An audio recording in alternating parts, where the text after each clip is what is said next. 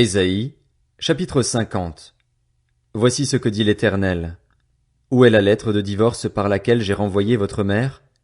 Ou bien auquel de mes créanciers vous ai-je vendu? C'est à cause de vos fautes que vous avez été vendus et c'est à cause de vos transgressions que votre mère a été renvoyée. Je suis venu. Pourquoi n'y avait-il personne? J'ai appelé. Pourquoi personne n'a-t-il répondu? Mon bras serait-il trop court pour vous libérer? N'ai-je pas assez de force pour vous délivrer? Par une simple menace, je mets la mer à sec, je change les fleuves en désert. Faute d'eau, leurs poissons crèvent de soif et pourrissent. J'habille le ciel d'obscurité et je lui donne un sac en guise de couverture. Le Seigneur, l'Éternel, m'a donné le langage des disciples pour que je sache soutenir par la parole celui qui est abattu. Il réveille. Oui, matin après matin, il réveille mon oreille pour que j'écoute comme le font des disciples. Le Seigneur, l'Éternel, m'a ouvert l'oreille. Et moi, je ne me suis pas rebellé, je n'ai pas reculé. J'ai présenté mon dos à ceux qui me frappaient et mes joues à ceux qui m'arrachaient la barbe. Je n'ai pas caché mon visage aux insultes et aux crachats. Cependant, le Seigneur, l'Éternel, est venu à mon aide. Voilà pourquoi je ne me suis pas laissé atteindre par les insultes.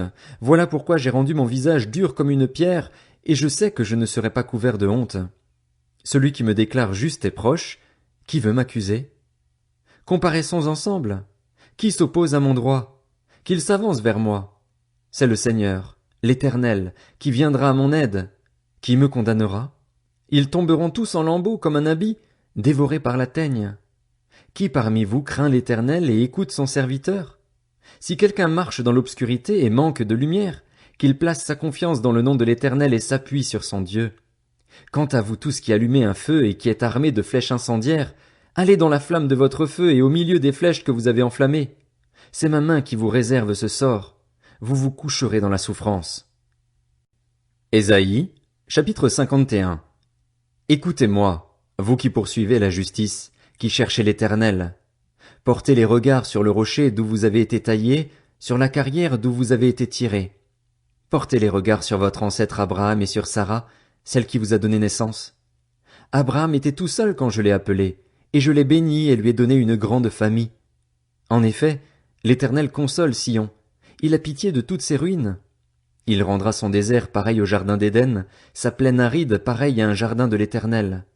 On trouvera au milieu d'elle la joie et l'allégresse, la reconnaissance et le chant des cantiques.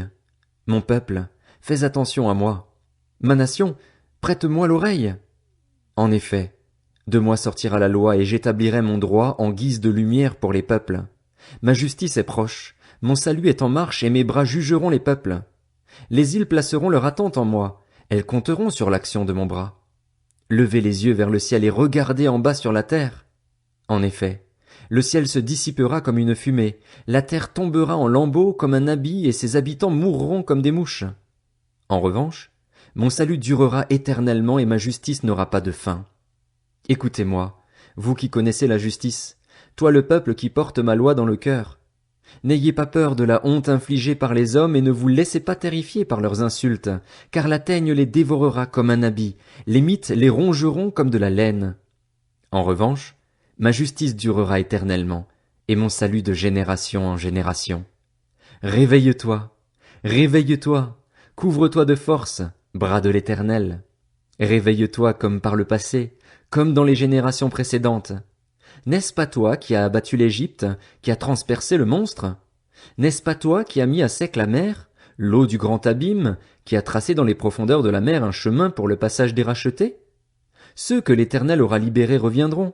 Ils arriveront à Sion avec des chants de triomphe et une joie éternelle couronnera leur tête. Ils connaîtront la gaieté et la joie, la douleur et les gémissements s'enfuiront. C'est moi qui vous console. Qui es-tu pour avoir peur de l'homme, alors qu'il va mourir, et du Fils de l'homme, dont le sort est pareil à celui de l'herbe? Et tu oublierais l'Éternel, celui qui t'a fait, qui a déployé le ciel et fondé la terre? Tu serais constamment, à longueur de journée, terrorisé devant la colère de l'oppresseur, parce qu'il se prépare à te détruire. Où donc est-elle, la colère de l'oppresseur? Le prisonnier sera bientôt libéré, il ne mourra pas dans la fosse et il ne manquera pas de pain. Moi, je suis l'Éternel, ton Dieu, qui soulève la mer et fait gronder ses vagues. L'Éternel, le Maître de l'univers, Voilà mon nom. J'ai mis mes paroles dans ta bouche et je t'ai couvert de l'ombre de ma main pour déployer un nouveau ciel et fonder une nouvelle terre, et pour dire à Sion, tu es mon peuple. Réveille-toi, réveille-toi. Lève-toi, Jérusalem, toi qui as bu, donné par l'Éternel, la coupe de sa colère, qui a bu, qui a vidé jusqu'au fond la coupe destinée à étourdir.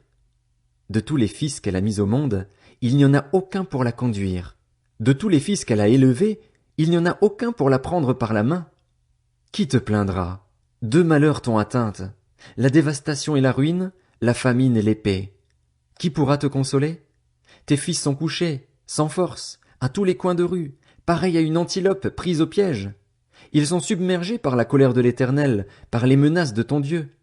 C'est pourquoi, écoute donc ceci, malheureuse, toi qui es ivre, mais non de vin. Voici ce que dit ton Seigneur, l'Éternel, ton Dieu qui défend son peuple. Je te reprends la coupe destinée à étourdir, la coupe de ma colère. Tu ne la boiras plus. Je la donnerai à ceux qui t'ont fait souffrir, à ceux qui te disaient « Allonge-toi pour que nous puissions te passer dessus ». Tu présentais alors ton dos en guise de sol, de rue pour les passants. Ésaïe, chapitre 52. Réveille-toi, réveille-toi, enfile ta force en guise de vêtements, Sion, mets tes habits de fête, Jérusalem, ville sainte. En effet, l'incirconcis et l'homme impur n'entreront plus chez toi. Secoue ta poussière, lève-toi et reprends ta place, Jérusalem. Détache les chaînes qui enserrent ton cou, toi la déportée, fille de Sion. En effet, voici ce que dit l'Éternel. C'est pour rien que vous avez été vendus, et ce n'est pas à prix d'argent que vous serez rachetés. Oui, voici ce que dit le Seigneur, l'Éternel.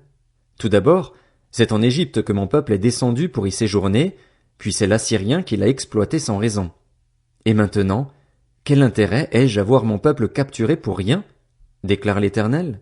Ces tyrans poussent des cris, déclare l'Éternel, et constamment, à longueur de journée, mon nom est blasphémé. Voilà pourquoi mon peuple connaîtra mon nom. Voilà pourquoi il saura, ce jour-là, que c'est moi qui parle. Me voici. Qu'ils sont beaux, sur les montagnes, les pieds de celui qui apporte de bonnes nouvelles, qui annonce la paix, de celui qui apporte de très bonnes nouvelles, qui annonce le salut, de celui qui dit à Sion, ton Dieu règne. La voix de tes guetteurs retentit, ils se font entendre, ils poussent ensemble des cris d'allégresse, car de leurs propres yeux ils voient le retour de l'Éternel à Sion. Éclatez ensemble en cris de joie, ruines de Jérusalem, car l'Éternel console son peuple, il rachète Jérusalem.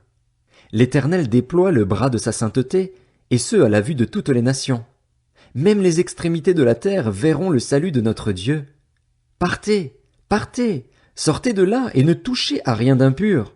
Sortez du milieu d'elle. Purifiez-vous, vous qui portez les ustensiles du culte de l'Éternel. Cependant ne sortez pas avec précipitation, ne partez pas en fugitif, car l'Éternel marche devant vous et le Dieu d'Israël est votre arrière-garde. Mon serviteur réussira. Il grandira et gagnera en importance, il sera très haut placé. Tout comme beaucoup ont été horrifiés en le voyant, tant son visage était défiguré, tant son aspect était différent de celui des humains, il purifiera beaucoup de nations. Devant lui des rois fermeront la bouche, car ils verront ce qu'on ne leur avait pas raconté, ils comprendront ce dont ils n'avaient pas entendu parler.